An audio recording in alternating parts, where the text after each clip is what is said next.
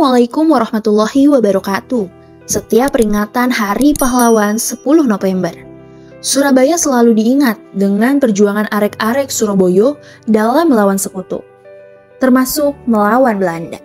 Maka tidak heran jika Surabaya sering dijuluki sebagai kota pahlawan karena memiliki sejarah yang panjang sebagai kota perjuangan. Terkenal dengan semangat perlawanannya, Surabaya telah menjadi tempat para pejuang dan santri yang memainkan peran penting dalam menentang para penjajah. Kota itu layak juga disebut sebagai kota perjuangan para santri, karena kontribusi besar dari kelompok santri dalam perjalanan sejarahnya. Sayangnya, tidak banyak yang mengetahui dari peran para santri dalam perjuangan perang revolusi di Surabaya. Buku-buku sejarah umum maupun sejarah dari perjuangan yang saat ini jarang mengulas peran santri dalam peristiwa revolusi Surabaya 1945. Oleh karena itu, masih dalam momen dari peringatan Hari Pahlawan tahun ini, tanpa mengecilkan dari peran arek-arek Surabaya dan para pejuang yang selama ini telah disebut dalam buku sejarah. Perlu kiranya juga memberikan tempat yang sama untuk kelompok santri sebagai bagian dari perjuangan revolusi Surabaya 1945. Di tengah konflik tersebut, banyak santri yang turut dalam pertempuran untuk membela tanah air mereka. Mereka menjadikan Surabaya sebagai banteng dari pertahanan terakhir dalam melawan pasukan penjajah. Selama periode perang kemerdekaan, banyak santri dari berbagai pesantren di Jawa Timur yang bergabung dalam barisan perjuangan yang dikenal dengan Laskar Hizbullah dan Sabilillah. Kedua laskar ini dibentuk untuk mendukung cita-cita kemerdekaan.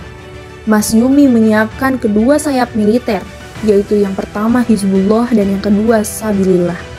Di sini, para pemuda direkrut dan digembleng lahir batin.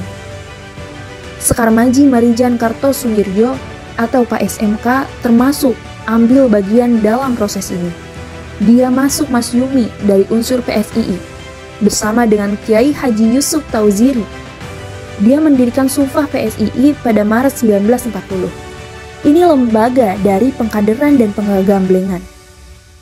Idenya digagas sejak Kongres PSII ke-24 tahun 1938. Bertempat di Kampung Bojong, Malangbong, Sufah yang membekali para peserta didik dengan ilmu agama, politik, dan kemiliteran. Mereka direkrut dari berbagai daerah, Jawa, Sumatera, Kalimantan, dan Sulawesi. Masa penggemblengan sekitar 1 semester. Pak SMK mengajar bahasa Belanda, astronomi, dan ilmu tauhid. Para pejuang dan santri tidak hanya berperan dalam pertempuran fisik, tetapi juga menjadi pilar moral dan spiritual bagi perjuangan. Santri membantu menjaga semangat dari perlawanan, memberikan dukungan moral, dan merawat para pejuang yang terluka. Pesantren-pesantren di Surabaya menjadi tempat berkumpulnya para pejuang, menjadikan agama dan nilai-nilai yang diajarkan di pesantren menjadi landasan moral bagi para pejuang dalam berperang. Itu adalah suatu contoh konkret bagaimana perjuangan fisik dan perjuangan moral dapat bersatu demi kemerdekaan. Sekitar 2 pekan sebelum pertempuran 10 November 1945 terjadi, PBNU mengeluarkan resolusi jihad fisabilillah tepatnya pada 22 Oktober 1945. Resolusi jihad itu dikeluarkan karena banyaknya bentrok fisik yang terjadi di Surabaya maupun di Indonesia. Gentingnya keadaan dari Republik Indonesia mau tidak mau membuat NU memberikan solusi terkait keadaan perpolitikan dan ancaman terhadap kemerdekaan. Sederet pengurus dari PBNU akhirnya mengundang konsulnya seluruh daerah Jawa dan Madura pada tanggal 21 hingga 22 Oktober 1945. Kemudian dari Hadratus Syekh Kiai Haji Hashim Asy'ari sebagai rais dari Akbar NU menyampaikan fatwanya tentang kewajiban seorang muslim, laki-laki maupun perempuan untuk berjihad atau berperang dalam mempertahankan kemerdekaan Republik Indonesia. Benedict Anderson dalam buku Revolusi Pemuda, Pendudukan Jepang dan Perlawanan di Jawa 1944 hingga 1946 yang mengungkapkan bahwa pada tanggal 22 Oktober 1945 pernah ada resolusi jihad yang dikeluarkan oleh PBNU di Surabaya.